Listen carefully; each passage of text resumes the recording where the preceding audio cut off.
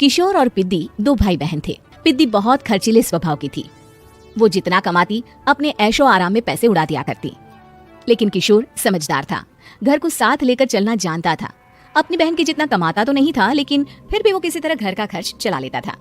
एक दिन पिद्दी किशोर से कहती है, किशोर तुम थोड़ा ज्यादा क्यों नहीं कमाते? मेरे दोस्त रोज मेरा मजाक उड़ाते हैं। अरे बहन, मैं कोशिश तो कर रहा हूँ। अच्छा सुनो, अगले महीने रक्षाबंधन है, मुझे सोने का हार चाहिए, इससे कम कुछ भी ना लूंगी। अरे दिला दूंगा बहन। किशोर को पूरी रात नींद नहीं आती। उसके दिमाग में बस ये चल रहा था कि उसकी माली हालत इतनी बिगड़ चुकी है, अब वो सोने का हार कहाँ से लाएगा। अगले दिन किशोर सुबह सुबह घर से ये बोलकर निकल गया कि पिद्दी, मैं गांव से बाहर जा रहा हूँ, कुछ दिन घर नहीं आऊंगा। किशोर ने अपने काम के साथ साथ फेरी में कपड़े बेचने भी शुरू कर दिए, जिससे वो ज्यादा से ज्यादा पैसे कमा सके। रात में वो एक बिल्डिंग की चौकीदारी भी करने लगा। अपने काम से थोड़ा बहुत समय निकालकर बस कुछ घंटे की नींद ले पाता था। और कब वो कुछ दिन एक महीने में बदल गए और रक्षाबंधन भी आ गया, पता ही नहीं चला। लेकिन किशोर अभी तक घर वापस नहीं लौटा। जहां वो काम करता था, पिद्दी के नाम का गुल्लक रखा हुआ था। किशोर ने उस गुल्लक को फोड़ा और सारे पैसे इकट्ठा करके एक सोने का हार खरीद लिया। घर में पिद्दी किशोर का इंतजार कर रही थी। तभी किशोर आता है। कहाँ चले गए थे? 4 दिन का कहा था और 1 महीने से पता नहीं कहाँ गायब हो गए थे। मैंने बस एक हार मांगा था और तुमने तो घर ही छोड़ दिया। अरे मुझे थोड़ा काम मिल गया था। कुछ नहीं, सब समझती हूँ, बहाने थे तुम्हारे। अपनी बहन के लिए इतना भी नहीं कर सकते, कैसे भाई हो? चलो यहाँ बैठो, राखी बांधती हूँ। पिद्दी ने किशोर को राखी बांधी। वैसे ही किशोर ने अपनी बहन के हाथ में सोने का हार रख दिया। उसकी खुशी का कोई ठिकाना नहीं था। वो मिठाई खिलाए बिना ही नेकलेस लेकर चली गई और शीशे के सामने अपने गले में हार रखकर देखने लगी। किशोर ने लड्डू उठाया और खुद ही खा लिया। ऐसे कई साल गुजर गए। एक दिन पिद्दी की नौकरी छूट गई। अब वो पूरी तरह किशोर पर डिपेंड हो गई थी।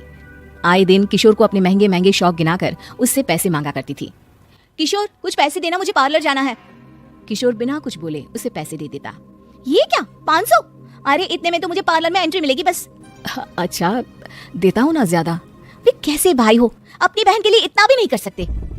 किशोर ने जेब से 2000 का नोट निकाला और उसे दे दिया। किशोर गरीबी में रह लेता था, लेकिन अपनी बहन को कभी कोई कमी नहीं होने देता था। बेटा, पिद्दी तुम्हारी बहन है, उसे कभी किसी चीज की कमी मत होने देना और उसका ध्यान रखना, क्योंकि भाई का फर्ज होता है अपनी बहन का ध्यान रखना। किशोर ने माँ की कही ये बात हमेशा के लिए याद कर ली थी। शायद माँ की इसी बात की वजह से किशोर पिद्दी की हर जिद पूरी करता चला आ रहा था। किशोर, आज मैं अपने दोस्तों के साथ पार्टी करने जा रही हूँ, मुझे कुछ पैसे दो ना। किशोर पिद्दी को समझाता है, लेकिन पिद्दी नाराज होकर चली गई और अपने कमरे में सुबक सुबक कर रोने लगी। किशोर अपनी जेब से कुछ पैसे निकालता है और पिद्दी को दे देता है। किशोर खुद कभी अच्छे कपड़े नहीं पहनता, लेकिन पिद्दी को राजकुमारी की तरह रखता। पिद्दी के जाने के बाद किशोर अपने काम पर निकल गया। एक तरफ पिद्दी अपने दोस्तों के साथ मस्ती कर रही थी, तो वहीं दूसरी तरफ किशोर पैसे कमाने के लिए कड़ी मेहनत कर रहा था। कुछ और दिन ऐसे ही बीत गए। एक दिन पिद्दी एक लड़के को लेकर घर आई और उसे किशोर से मिलवाया। किशोर, मुझे इस लड़के से शादी करनी है, लेकिन इनके मम्मी पापा बोल रहे हैं कि उनको दहेज में एक कार चाहिए, तभी वो मेरा और पंकज का रिश्ता कबूल करेंगे। लेकिन बहन, कार खरीदना कोई सब्जी खरीदने के बराबर तो नहीं है। अरे कैसे भाई हो तुम, अपनी बहन के लिए इतना नहीं कर सकते? देखो, मैं ज्यादा इंतजार नहीं कर सकती, तुम्हें 1 साल में मेरे लिए कार खरीदनी ही होगी। अच्छा पंकज, एक काम करो, कल तुम अपने माता पिता को घर बुला लो, मैं उनसे तुम्हारे और पिद्दी के रिश्ते की बात कर लेता हूँ। अगले दिन किशोर के छोटे से घर में पंकज और उसके माता पिता आते हैं। बेटा, तुम्हारी बहन ने हमारी शर्त तो बता ही दी होगी। जी बेटा, तुम तो इतने छोटे घर में रहते हो, दहेज कहाँ से लाओगे? मैं अपनी बहन की खुशी के लिए सब कुछ कर सकता हूँ। पंकज और पिद्दी का रिश्ता तय हो जाता है। किशोर अब अपनी क्षमता से 4 गुना ज्यादा काम करने लगता है। सुबह सबके घरों में न्यूज़पेपर फेंकता, दिन में मजदूरी करता और रात में चौकीदारी करता। खूब मेहनत करके किशोर ने अपनी बहन की शादी के लिए पैसे जुटा लिए। उसने अपनी बहन के लिए कार खरीद ली। जब वो पिद्दी के ससुराल वालों से मिलने गया तो उन्होंने किशोर से और पैसों की मांग की। इस बार किशोर हार चुका था। पिद्दी माफ करना, मैं तुम्हारी शादी उस लड़के से नहीं कर सकता। वो लालची लोग हैं, उन्हें सिर्फ पैसों से मतलब है। देखो किशोर, मैं पंकज से ही शादी करूंगी। क्योंकि पिद्दी ने तो किशोर की बात न मानने की जैसे कसम खा रखी थी। किशोर ने पंकज को घर बुलाया। पंकज, तुम अपने माता पिता को समझाते क्यों नहीं हो? भैया, वो हमारी शादी के लिए मान गए, मेरे लिए तो यही बहुत बड़ी बात है। हम एक काम कर सकते हैं, दहेज की रकम में से कुछ पैसे मैं आपको दे देता हूँ।